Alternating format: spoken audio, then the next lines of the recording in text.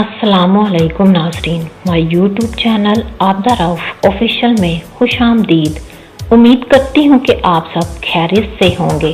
हमारी आज की वीडियो बहुत ही अहम और खूबसूरत टॉपिक से रिलेटेड है। मुकम्मल तफसील जानने के लिए वीडियो को एंड तक ज़रूर देखिए।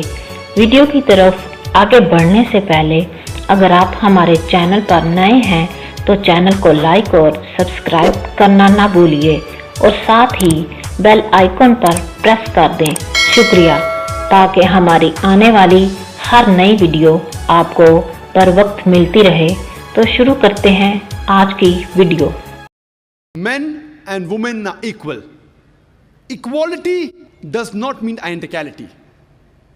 Depending upon the makeup, depending upon the background, men and women, they are different. Physiologically, psychologically, biologically, physically, and depending upon the makeup, Almighty God, our Creator, had set roles for them. And there's a verse in the Qur'an from Surah Nisa, chapter number 4, verse number 32. The ayah, our honored Qari from Saudi Arabia, Dr. Uthman, recited. The third last ayah he recited, Surah Nisa, chapter 4, 32. It says that do not covet things. Don't say this is right or this is wrong. You may never know. Allah knows what is best for you. What you may think is best for you may not be good for you. What you think is bad for you may be good for you. If you read the Nuzul Quran, why was this verse revealed?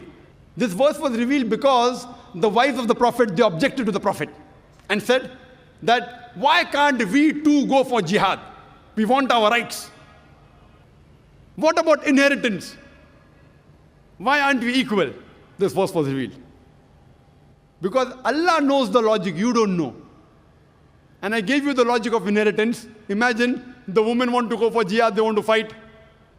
Our beloved Prophet Muhammad said, when Hazrat Aisha, may Allah be pleased with her, asked, that can we go for jihad? It's mentioned in Sahih Bukhari. The Prophet said, the best jihad for the woman, it is a perfect hajj. Allah knows what is good for them. And those people who object to Islam and the Quran, they too know, but they don't want to admit. This Western world, this Western media, which are pointing fingers to Islam, I'm asking this media, the Western world, they too, if they say that Islam subjugates the woman, they are bigger subjugators. I ask a simple question. That when you have sports, why do you have men and women taking part separately? In Olympics, for the 100 meters dash, why don't the men and women run together? Why? Why separate for men and separate for women? Why? When you have swimming, freestyle swimming, why men and women are separate? Why? They should have together. You know, when you have lawn tennis and badminton, men's badminton, women's badminton. Why? You know, you have mixed double. Mixed double means one man, one woman. Means one is superior, one is inferior. Mixed double. Why don't you have two men and two women against each other? You have one man, one woman in one team, other team, one man, one woman. Why don't you have two men in one team and two women in the other team if they're equal? Because the Western world knows that physically men and women are different. Why don't you go and tell the judges of Olympics, why are you subjugating the women? Why don't you let the women and men run together? Has any media ever objected to the Olympics? To the Wimbledon? No. You have boxing matches. Have men and women together against each other. Why not?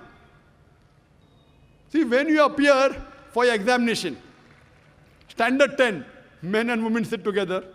When you appear for graduation, men and women appear because they know, fine, where studies are concerned, men and women are equal. But where physical thing is concerned, they're different.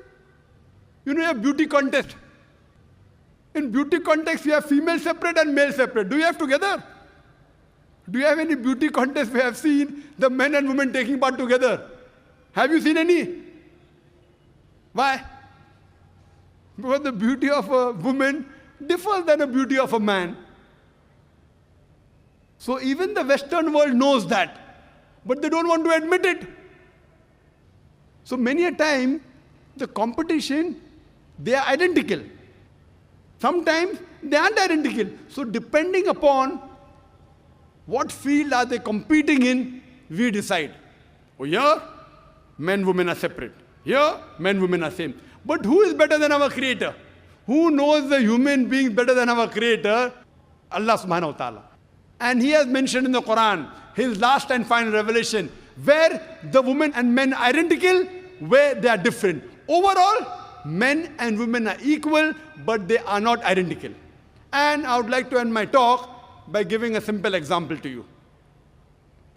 Suppose in a class, two students, A and B, both get 80 out of 100 in the examination and both come out first.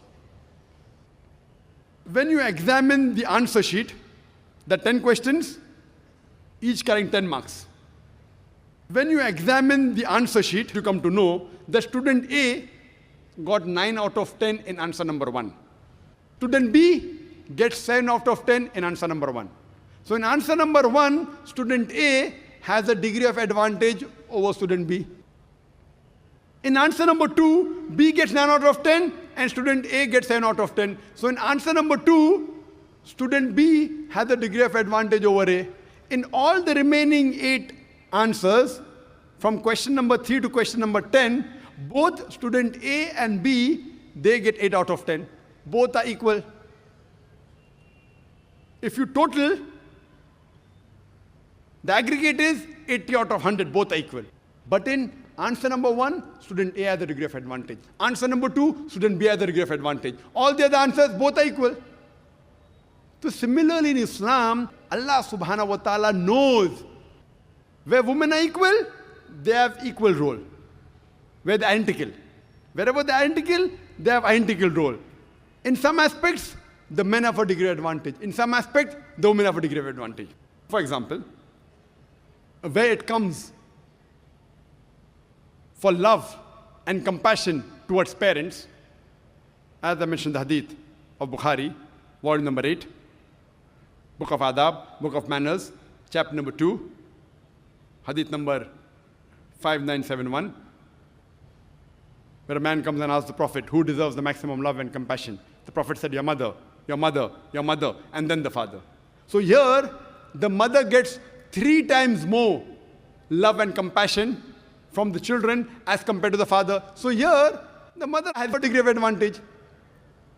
But for example, if a robber enters my house, if a thief enters my house, I will not tell my wife and my daughter, go and fight, I believe in women's rights.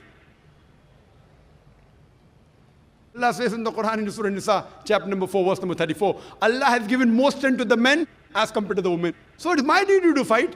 1 degree additional responsibility in supporting her. Have ever men objected that why can't I give birth to a child? That's the prerogative of the female.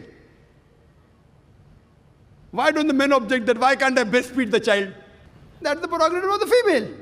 So depending upon the biological makeup, depending upon the physiological makeup, depending upon psychological makeup, Almighty God has given different roles for the men and women. Sometimes the men have a degree of advantage, sometimes the women have a degree of advantage. Overall, men and women are equal. That's the reason. If you analyze the women's rights in Islam based on Qur'an and authentic Hadith, you have no option but to agree that the women in Islam, they are protected and they are not subjugated. Wa akhir da'wana alhamdulillahi rabbil alameen.